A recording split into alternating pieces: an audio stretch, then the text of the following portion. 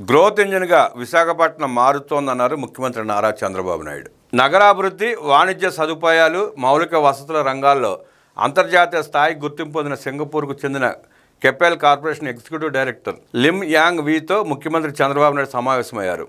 Singapore పర్యటనలో భాగంగా CM వివిధ పారిశ్రామిక దిగ్గజ కంపెనీలతో భేటీ అయ్యారు. అమరావతి నగరాభివృద్ధిలో కెపెల్ భాగస్వామ్యంపై ప్రధానంగా ఇరువురి మధ్య చర్చ జరిగింది. రాష్ట్రాభివృద్ధి కోసం విశాఖపట్నాన్ని గ్రోత్ ఇంజిన్గా మార్చే లక్ష్యంతో ఐటీ, వాణిజ్యం, గృహ నిర్మాణ రంగాల్లో ప్రాజెక్టుల అభివృద్ధికి కెపెల్ను ఆహ్వానించారు. అమరావతి నగర అభివృద్ధి, రాష్ట్రంలో రియల్ ఎస్టేట్, పరిశ్రమల రంగం అభివృద్ధి, మౌలిక సదుపాయాల రంగాలలో పెట్టుబడులకు ఉన్న అవకాశాలపై government of Singapore investment corporation సంస్థ చీఫ్ ఇన్వెస్ట్మెంట్ ఆఫీసర్ బ్రాన్ యోతోను ముఖ్యమంత్రి భేటీ అయ్యారు.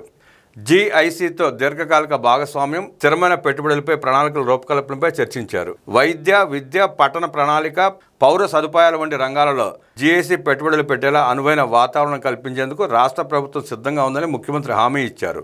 ఆయా రంగాల్లో ఆంధ్రప్రదేశ్లో అపారమైన అవకాశాలు ఉన్నాయని సీఎం స్పష్టం చేశారు.